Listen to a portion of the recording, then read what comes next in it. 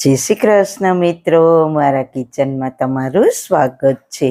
આજે આપણે બનાવીશું એકદમ ટ્રેડિશનલ રીતે પ્રસંગમાં હોય ને તેવા દાળ ભાતની રેસીપી.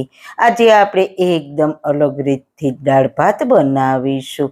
જો તમે મારી બધી જ ટિપ્સને ફોલો કરશો ને તો તમે દાળ ભાતના માસ્ટર બની જશો, મારી ગેરંટી છે. તો ચલો મારી સાથે આજની મજેદાર રેસીપી શરૂ કરીએ.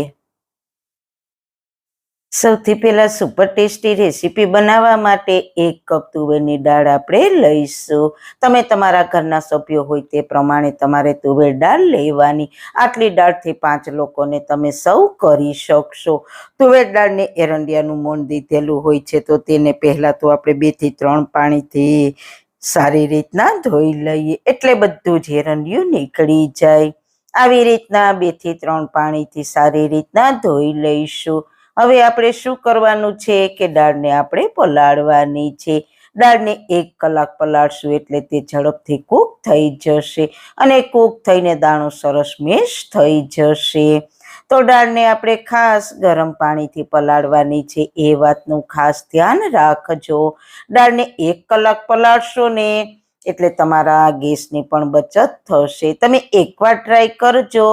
દાળ પલાળ્યા વગરની બાફજો અને પછી દાળ 1 કલાક ગરમ પાણીમાં પલાળીને બાફજો, બંનેમાં ડિફરન્સ હશે. 2 ગ્લાસ ગરમ પાણી નાખીને આપણે 1 કલાક પલાળી દઈશું. દાળની સાથે આપણે આટલા કોકમ પણ ગરમ પાણીથી પલાળી લઈશું. આપણે દાળમાં ખટાશ માટે કોકમનો ઉપયોગ કરીશું. કોકમથી દાળનો ટેસ્ટ અને દેખાવ ખૂબ જ સરસ આવે છે. કોકમ છે તેને આયુર્વેદમાં ગુણોની ખાણ કહેવામાં આવે છે. કોકમ કફ અને વાયુનાશક હરસમસામાં ખૂબ જ લાભકારી છે. તેને ઢાંકીને છોડી દઈશું, આગળ ઉપયોગમાં લઈશું. સાથે આપણે 2 ટેબલસ્પૂન જેટલા સિંગદાણાને પણ પલાળી દઈએ. સિંગદાણાથી પણ દાળનો ટેસ્ટ અને દેખાવ ખૂબ જ સરસ આવે છે. દાળ પલળે ત્યાં સુધી સિંગદાણાને પણ પલળવા દઈએ. 1 કલાક પછી જોઈએ તો દાળનો કલર ચેન્જ થઈ ગયો છે અને દાળ પણ સરસ પલળી ગઈ છે. તો આ પાણીને આપણે કાઢી નાખીશું. હવે આજે આપણે એકદમ ટ્રેડિશનલ રીતે દાળ બનાવીશું. લગ્ન પ્રસંગમાં પણ આ જ રીતના દાળ બનાવીએ છીએ. આપણા બા દાદી પહેલાંના જમાનામાં પણ આ જ રીતના કુકરમાં નહીં પણ ખુલ્લી તપેલીમાં કે કડાઈમાં દાળ બાફતા. હવે કડાઈમાં આપણે 2 લીટર ને 400 ml જેટલું પાણી ગરમ મૂકીશું. પાણી ગરમ થાય એટલે તેમાં દાળને એડ કરી દઈએ અને દાળને પાણી સાથે હલાવી લઈએ અને પાણીમાં ઉભરો આવવા દઈએ. તમે કુકરમાં બનાવેલી દાળ ચાખજો અને આ રીતના ખુલ્લી કડાઈમાં બનાવેલી દાળ ચાખજો. ટેસ્ટમાં જમીન આસમાનનો ફરક તમને લાગશે. દાળ ઉકળે ત્યાં આપણે 1 કપ જેટલા બાસમતી ચોખા લીધા છે. તમે તમારા ટેસ્ટ પ્રમાણે ગમે તે ચોખા લઈ શકો અને તમારા ઘરના સભ્યો પ્રમાણે ક્વોન્ટિટીમાં લઈ શકો છો. ચોખામાં પણ આપણે પાવડર કે એરંડિયું દીધેલું હોય છે, એટલે તેને પહેલા આપણે 3 થી 4 પાણીથી સારી રીતના ધોઈ લઈએ. સારી રીતના ધોવાઈ જાય પછી તેમાં 500 ml પાણી એડ કરીને ચોખાને અડધી કલાક પલાળી દઈએ. ચોખાને પલાળવામાં મેં નોર્મલ પાણીનો જ ઉપયોગ કર્યો છે, ગરમ પાણીનો ઉપયોગ નથી કર્યો. ત્યાં આપણી દાળનું પાણી પણ ઉકળવા લાગ્યું છે અને ઉપર આ રીતના ફીણ ભેગા થયા છે, તો તેને ચમચાથી લઈ લઈએ. કારણ કે અત્યારે એસિડિટી, યુરિક એસિડની સમસ્યા છે તે આ ફીણના લીધે જ છે. પહેલાંના જમાનામાં જ્યારે દાળ બાફતા ને ત્યારે ચમચાથી ફીણનો બધો જ ભાગ કાઢી લેતા. હજુ એકવાર ઉકળવા દઈએ એટલે ફરી ફીણ થશે. ફરી તમે જુઓ ફીણ થયા છે તો તેને પણ કાઢી લઈએ. પહેલાં કરતાં આ વખતે ઓછા થયા છે. પહેલાં ફીણ હતા તે આવા ઘટ હતા. હવે ફીણ છે તે આછા એટલે કે આવા ટ્રાન્સપરન્ટ છે, એટલે તેને કાઢવાની જરૂર નથી. હવે આપણે આમાં મસાલા કરીશું. તો 1/4 ટીસ્પૂન મેથીના દાણા એડ કરીશું. સૂકી મેથીના તો અઢળક ફાયદા છે, તમે બધા જાણો છો. તેનો વઘાર કરીએ ને તો ઘણાને કડવી લાગે છે, પણ અત્યારે બાફવામાં નાખીશું ને તો તે કડવી નહીં લાગે, સાથે તેના બધા ગુણ પણ આપણને મળે છે.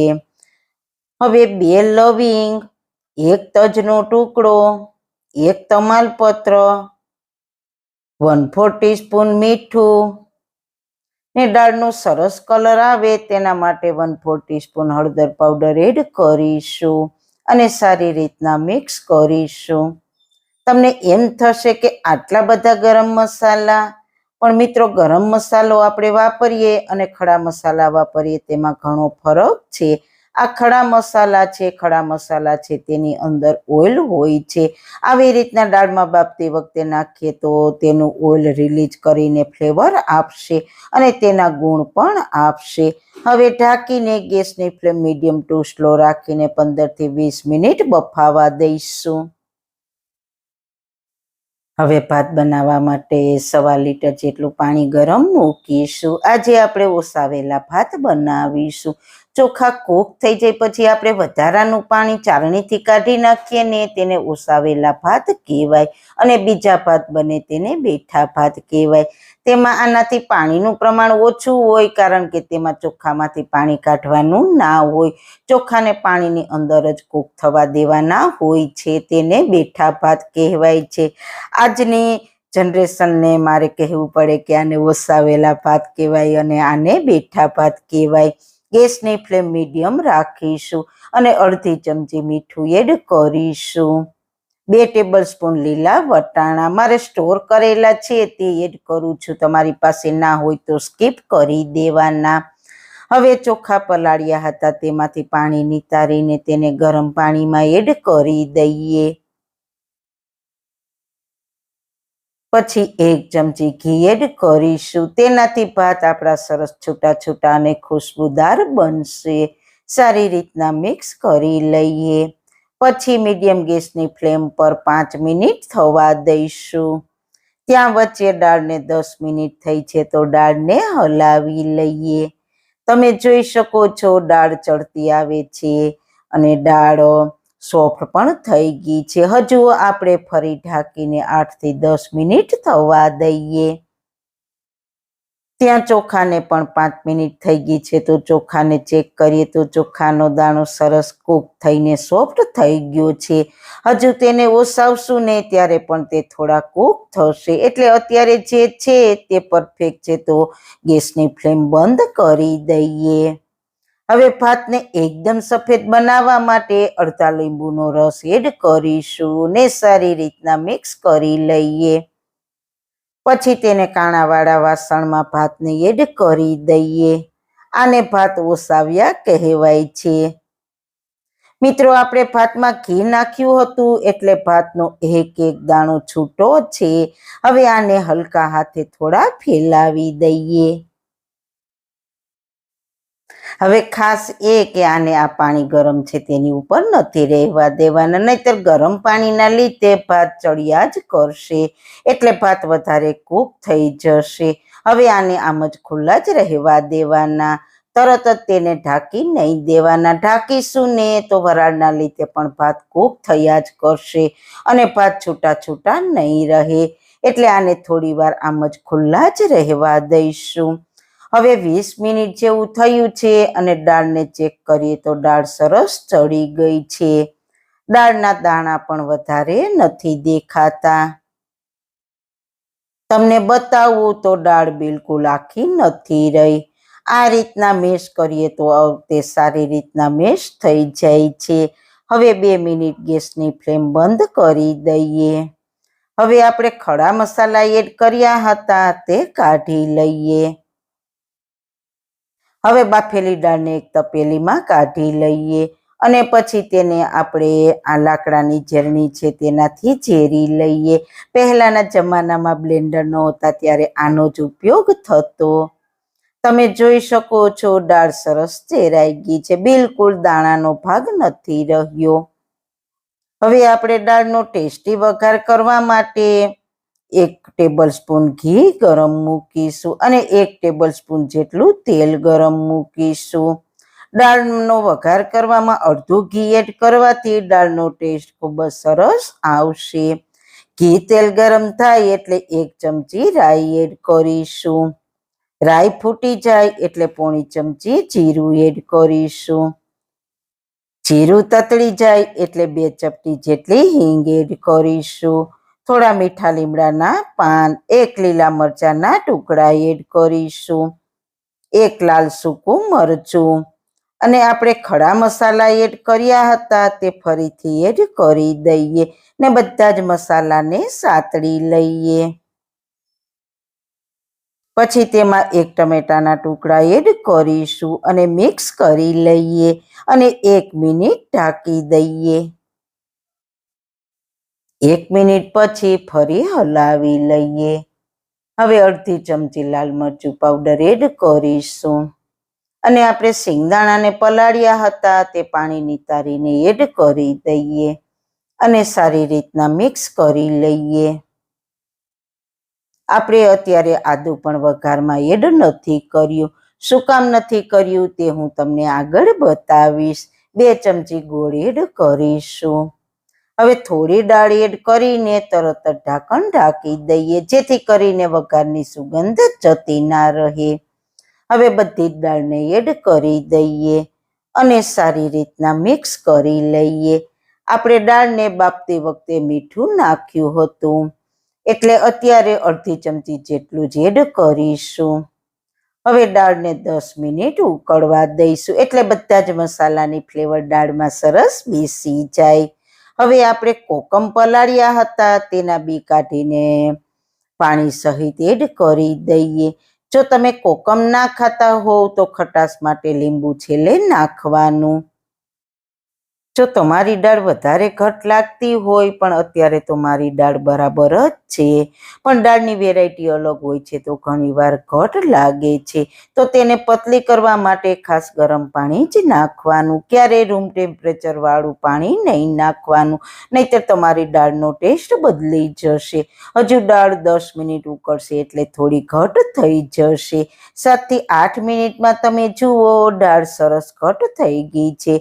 દાળ થોડી વાર રહેશે એટલે હજુ થોડી ઘટ થશે, એટલે કે અત્યારે દાળ પ્રોપર છે. ઘણા લોકો દાળને વઘાર કરતી વખતે જ આદુ એડ કરી દે છે, પણ તમે ટ્રાય કરજો આ સ્ટેજ પર એડ કરવાનું. અત્યારે એડ કરશો એટલે આદુની ફ્લેવર દાળમાં ખૂબ જ સરસ આવશે. દાળને હજુ 5 મિનિટ ઉકાળીશું. હવે કિચનમાં મસ્ત મજાની દાળની સુગંધ આવે છે તો 1 ચમચી ધાણા જીરું પાવડર એડ કરીશું. ધાણા જીરું પાવડર પણ છેલ્લે જ એડ કરવાનું એટલે તેની ફ્લેવર પણ સરસ આવશે અને દાળનો કલર પણ સરસ રહેશે. છેલ્લે 1/4 ટીસ્પૂન કાશ્મીરી લાલ મરચું પાવડર એડ કરીશું ને સારી રીતના મિક્સ કરી લઈએ. મેં આમાં કોઈ વધારાનું પાણી એડ નથી કર્યું એટલે દાળનો ટેસ્ટ ખૂબ જ સરસ આવશે. દાળ બાફી હતી ને તે જ પાણીમાં આપણી દાળ તૈયાર થઈ ગઈ છે. આવી રીતના દાળ બનાવવાની જરૂર એકવાર ટ્રાય કરજો. આ જ રીતના તમે ગમે તે દાળ બાફો તેમાં 1 પાણીમાં દાળ બનાવશો ને એક્સ્ટ્રા પાણી એડ કર્યા વગર, એટલે દાળ ખૂબ જ સરસ ટેસ્ટી બનશે. દાળ મસ્ત મજાની આપણી તૈયાર થઈ ગઈ છે. જોઈને જ ખાવાનું મન થઈ ગયું છે ને, તો જરૂર એકવાર ટ્રાય કરજો.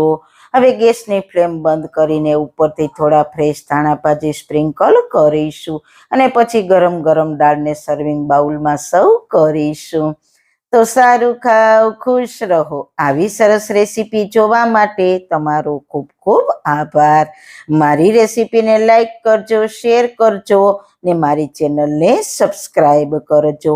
ફરી મળીશું એક હેલ્ધી રેસીપી સાથે, નવી વાતો સાથે. ત્યાં સુધી બધાને મારા જય શ્રી કૃષ્ણ.